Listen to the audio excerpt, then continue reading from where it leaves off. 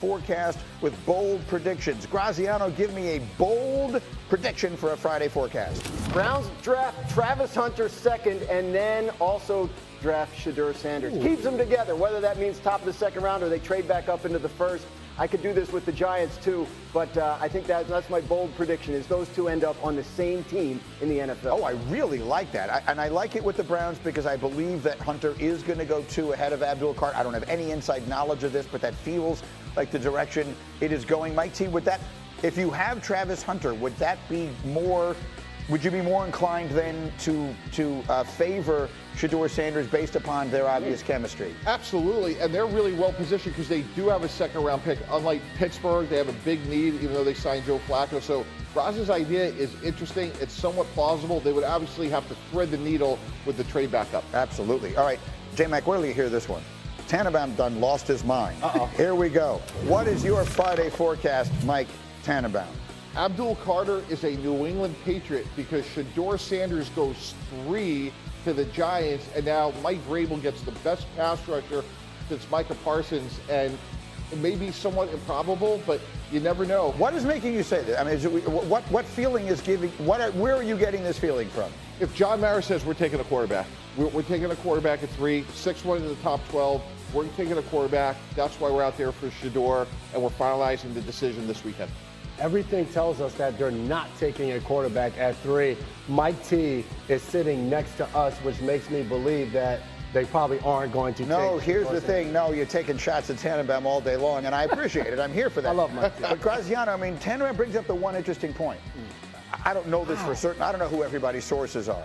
But I'm guessing one of the people that is not talking to a lot of reporters about this is the owner, John Mara. Yeah, right. So at the end of the day, if he walks in the door and says, no, we're taking the quarterback 3, that pretty much ends the discussion, right? You would have to believe that that conversation would have happened already, right? I mean, like everybody, you only have to have 3 guys on your board, right? So for the first round. So if that's true, then why are they working out potential second-round quarterbacks? Like they're going to great lengths to get to Boulder, Colorado, and Mobile, Alabama, and Louisville, Kentucky in this 3-day stretch when they could easily be home going over their draft board. It would fit the draft, though, because we never know what's going to happen. Everybody's saying it's not going to be Shedeur, and then we get to draft night, and it absolutely is him. And it's just like, with all the work and everybody convincing himself that he's not that guy, he really is. To J-Mac's point, Greeny, if we were sitting here 1 year ago today and I said, hey, 6 quarterbacks are going in the top 12. I never would have believed it. No, if Michael Penix is going to go to Atlanta,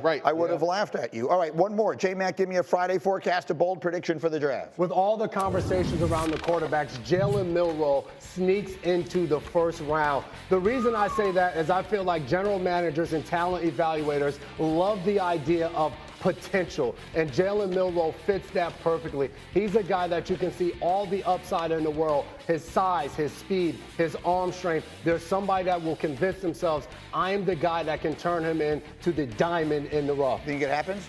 Possibly, and here's why. From an economic standpoint, Greeny, you want the 5th year because even if you're a B quarterback, you're making $40, $45, $60 million a year. So even if Jalen Milroe was just a good, not great quarterback, trading into the bottom of the first, to J-Mac's point, really makes salary cap sense. Especially if you're not going to play him year 1, right? You need that. You need that extra year to develop. I think this is very realistic. I think there are teams at the back end that would think about it, and I think there are teams at the top of the second round that would think about moving up to do it. He's going to be there in Green Bay, and that has been an indicator. You probably don't want to be there if you're just going to sit there all night and not hear your name called. So he may have some indication. I don't have any knowledge of this, but it certainly feels like is Breeze, Rodgers, Phillip Rivers, Joe Flacco. Sure. And then the man who will eventually be the answer to this question, Patrick Mahomes, right. will eventually be that. All right, speaking of Aaron Rodgers, which we indirectly were, guys, get in here for the conversation. The big topic today has been the conversation that Rodgers had on McAfee yesterday, talking about how he's not holding anyone hostage and he is not committed to anything and retirement is still a possibility. And he just did not sound like a man. He talked about things that are going on in his life. He didn't specify what they are.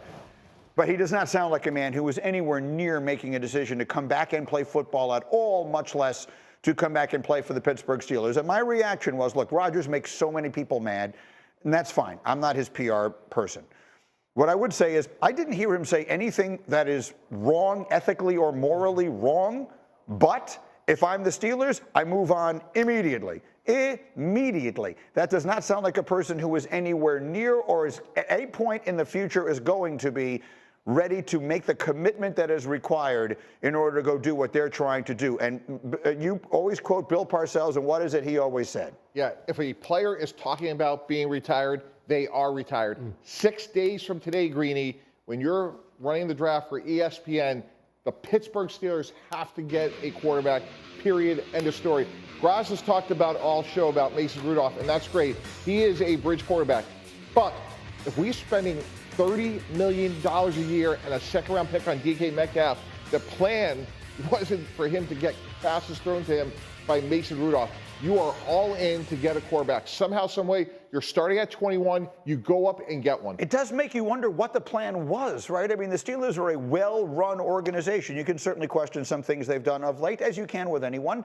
But the truth is they're a well-run organization. They let Russell Wilson walk out the door willingly. They let Justin Fields walk out the door willingly. They've obviously never had a guarantee from Rodgers that he was coming. So what has been their plan from the beginning? I mean, do we have any sense of this?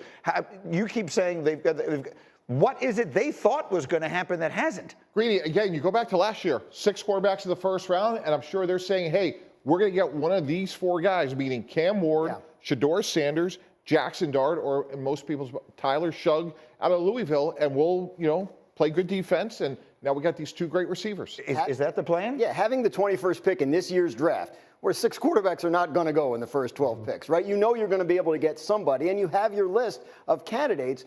So I think the Steelers know they have to address this for the long term at some point. Don't have a second-round pick. They traded it for DK. So in the first round, I think they're a really solid bet to take a quarterback, and it may be a matter of them sitting tight and seeing which one falls to them, because trading up is going to be difficult. They don't have as much draft capital as some others. If you're TJ Watt, and I don't know what he's throwing up the peace sign and all that kind of, and you got all these other veterans in there, are you good with that? Are you good with the plan being like a young quarterback who is not coming in with the pedigree, unless it's Shedeur, not coming in with, the sort of the can't miss prospect kind of status that a lot of last year's guys did? Are you good with this? No, because they're not in a position to just feel great about the draft. We're saying 21. When we say that about a team, they're usually drafting in the top 5. We're just like, all right, at some point, one of these quarterbacks are going to fall for them.